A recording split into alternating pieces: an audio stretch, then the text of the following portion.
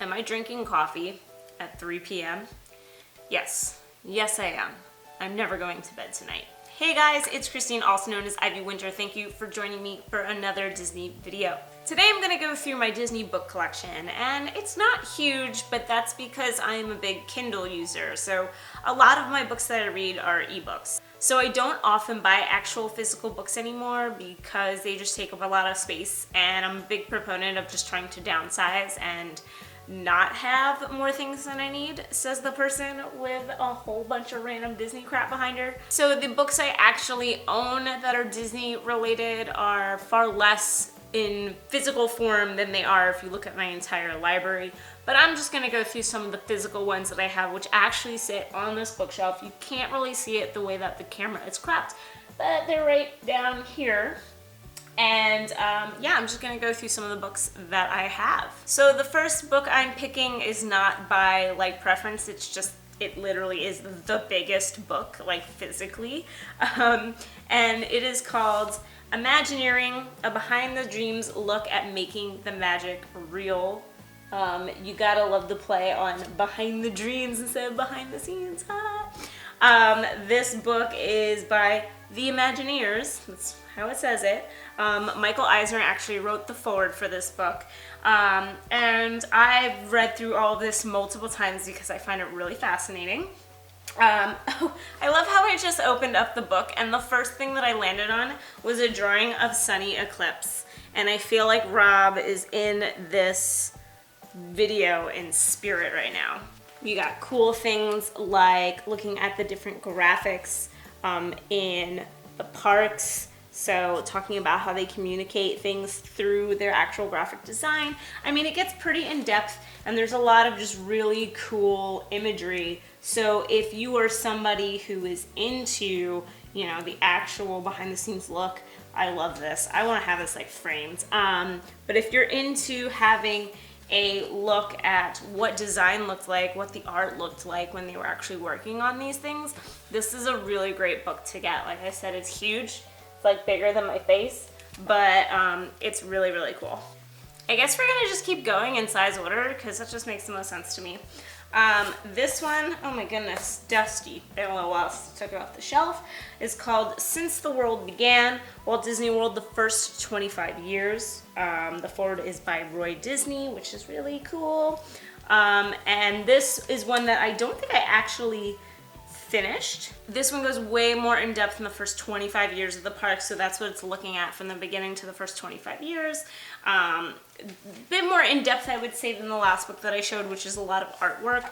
This is more actual reading. It's really cool. One of my favorite sections that I really like is that they go through each of the pavilions in Epcot. So they talk a little bit about each pavilion, when it opened, what was the idea behind it, what it's trying to convey about each country. So that's really cool. But this one is really great as well. Also equally big, but I really, really like this one. So this next book is for the mountain lovers. So if you love all three mountains in the Magic Kingdom, Everest, the Matterhorn, this is specifically about that and that alone. It's called The Disney Mountains, Imagineering at Its Peak. The author is Jason Sorrell. I really love this book. I actually have referred back to it a few times because it has some really good in-depth just notes that I've never really thought about. So it goes through all of those rides, but it also goes into depth with Typhoon Lagoon, which is interesting because they have Mount Mayday, which is technically a mountain. So it's a really, really good book if that's your thing. They break out every single ride. You know, you've got Space here, you've got Splash here. It's really cool if you're big on those kinds of rides because it goes in depth about all of the Imagineering that went into each of them. The next two I'm going to show together because they're kind of on the same playing field, and I feel like a lot of people have these books because they were just really well like advertised. So it is Pirates of the Caribbean from the Magic Kingdom to the movies, and The Haunted Mansion from the Magic Kingdom to the movies, unfortunately. Sorry, I really don't like the movie. But basically, it goes through everything from the Imagineering of the rides to how they took the ideas of those rides and brought them to the movies that there are today. This was actually a more updated one of the original, but again, I bought these like years ago, so I'm curious actually if there are more updated versions. I'll have to look into them. Because this was updated for the 40th anniversary. I'm sure that they update these books quite a bit. They probably will for pirates because of the new scene. So these are really great for, I guess, two of your most classic and well-known rides in the Magic Kingdom. So if you're a fan of either and you don't have these books, you need to get them. Like, just get them. This next book is a book I actually picked up long ago when I was working for the World of Disney New York, because we sold it there. And it's an interesting, different look at Disney, and it's called Hippo and a Tutu. And it's specifically about dancing, literally dancing, in Disney animation. The author is Mindy Aloff. Man, guys, I'm opening pages to the best parts. Come on, Esmeralda. Like, these books just know me.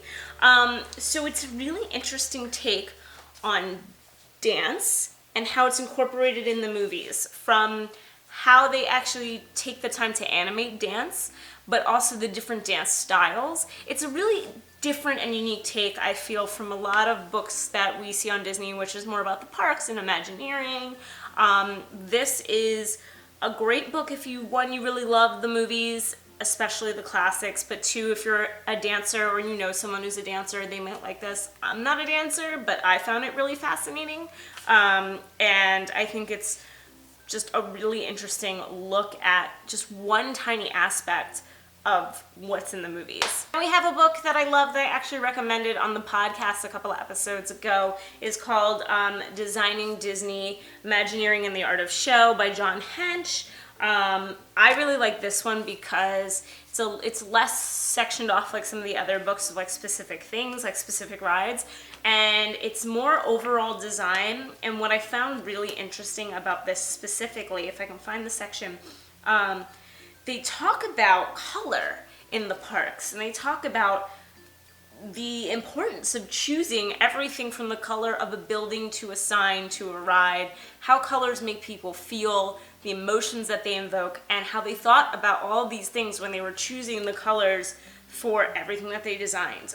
So they actually go through and they talk about like, how do all these different colors affect you, and how do we use color in the design of buildings and everything else in Disney, and why it's incredibly purposeful. Like every color that's picked out, every paint on the wall, every color in a sign is very specific and purposely chosen, not just because it looks good, but it conveys a certain emotion to you as a visitor. So really, really cool, very interesting. If you're into design, a little more than Imagineering, you'll like this one. And then if you watched my 16-hour flight video, then you probably saw this because I brought it with me on my flight. This one is called Beyond the Castle. It was written by a cast member, Jodie Jean Dreyer, who's been with Disney for over 30 years, done a whole bunch of different jobs there. And she talks about finding your, like it says, you know, a guide to discovering your happily ever after. So it's taking the idea of Disney and her working at Disney, but also tying it in with the idea of finding what you're passionate about, finding the thing that makes you you, the thing that makes life exciting for you, and going for it. So it's a mix of that sort of almost like I wouldn't say self-help book, but almost, but tied in with the experience of this cast member who's been there for 30 years. So I actually really enjoyed it. I didn't know what to think. It just came out in the fall. I figured I'd give it a try, but I really enjoyed it. So that is my last book on my bookshelf. That said, I have plenty of other Disney books on my wish list. My literal Amazon wish list is full of Disney books. I've been meaning to pick them up, but like I said, you know, I don't want to have too many physical books, so some of them I pick up on Kindle, but there's a lot that I still do want to read. As I'm trying to hit my goals of reading more Disney books, I would like to do some reviews for you guys. So if that's something that you find interesting, let me know in the comments below if you would want to see videos or any sort of other content of Disney book reviews, and I will totally do it. Do you guys read Disney books around the Imagineering, around the business, around design, around the movies? I would love to know in the comments below what is your favorite book, or what is one that you've seen that's caught your eye, you haven't read it yet, but you're really interested in checking it out. Let me know in the comments below, and it'll probably be dangerous because it'll probably be adding to my wish list. Thank you for watching another video. If you liked this video, then like it. If you like me, you should subscribe. I make videos every single week, and I hope you guys have a great rest of the day. Bye.